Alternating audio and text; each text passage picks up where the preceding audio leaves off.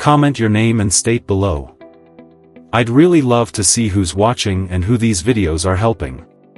If I were turning 65 this year, I'll be honest with you, I'd probably feel overwhelmed. The mail would start showing up almost every day. The TV commercials would suddenly feel like they were talking directly to me. My phone might even start ringing with offers that sound urgent, confusing, or too good to be true. And the scariest part wouldn't be choosing a plan. It would be the fear of making the wrong choice, and paying for it later. So today, I want to walk you through exactly what I would do, step by step, if I were turning 65 this year and trying to make sense of Medicare. Not as an insurance agent. Not using complicated jargon. Just one person talking to another person, sharing what actually matters and what mistakes I would personally avoid. The very first thing I would do is slow down. Most people think they need to understand everything about Medicare all at once. That's not true. Trying to learn everything immediately is one of the fastest ways to get overwhelmed and make a rushed decision. Instead, I would focus on learning just enough to avoid costly mistakes. I would start by understanding the 4 basic parts of Medicare, without trying to memorize every rule. Medicare Part A is hospital coverage. Medicare Part B is medical coverage, like doctor visits and outpatient care. Medicare Part C, also known as Medicare Advantage, is an optional alternative way to receive your Medicare benefits through a private insurance company. And Medicare Part D covers prescription drugs. That's it. I wouldn't try to become an expert. I wouldn't try to learn all the fine print. I would simply make sure I understand what each part is responsible for, so I know what questions to ask later. The goal at this stage isn't mastery. The goal is clarity. The second thing I would do is get very clear about whether I even need Medicare at 65. This is something many people don't realize until it's almost too late. Not everyone actually needs to enroll in Medicare the moment they turn 65. If I were still actively working, and I had health insurance through my employer, or through my spouse's employer, I would pause before enrolling. Especially if that employer has 20 or more employees. In that situation, Medicare may not be required yet, and enrolling too early could even complicate things. Some people choose to enroll in Part A only, since it's free for most, while delaying Part B. Others delay everything until retirement. The key here is that I would confirm my situation before assuming anything. Medicare timing mistakes can lead to lifelong penalties, so this is not a step I would rush through. Once I knew for sure that I did need Medicare at 65, the next thing I would do is mark my enrollment window clearly on my calendar. Your initial enrollment period lasts 7 months.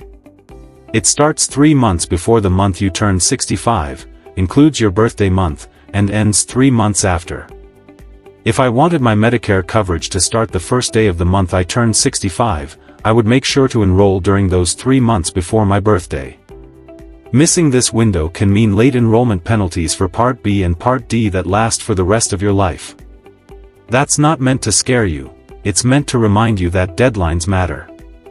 I would treat this enrollment window like an important appointment. I'd write it down.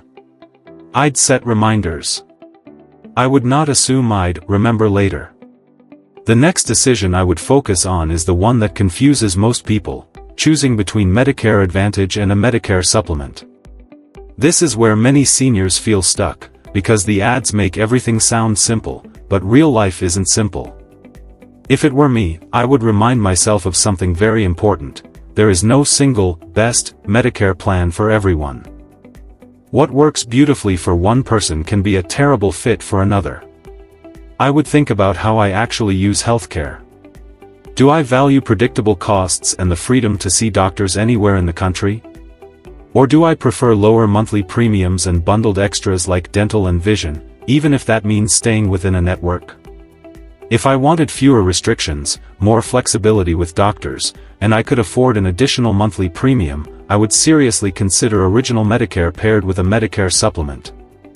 If I wanted lower monthly costs, was comfortable with managed care, and didn't mind networks and referrals, I would take a close look at Medicare Advantage plans. Neither option is automatically right or wrong. What matters is how it fits your health, your budget, and your lifestyle. One mistake I would absolutely avoid is choosing a plan based solely on the advertisements. The commercials don't know my doctors. They don't know my medications.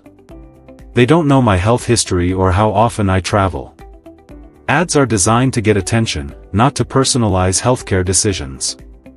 If I were turning 65, I would take every mailer promising free benefits and treat it with caution.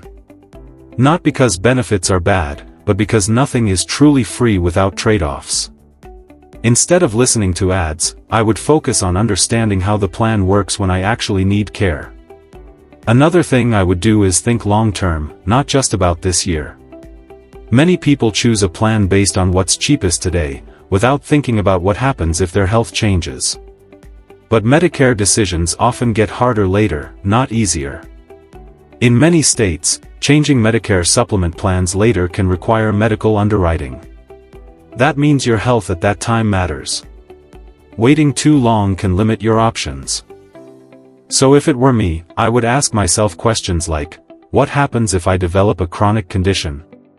What happens if I want to change plans in 5 years? What kind of access do I want when I'm older, not just right now? I would also make a habit of reviewing my coverage every single year. Life gets busy. Mail gets ignored. But Medicare plans change annually. Networks change. Drug formularies change.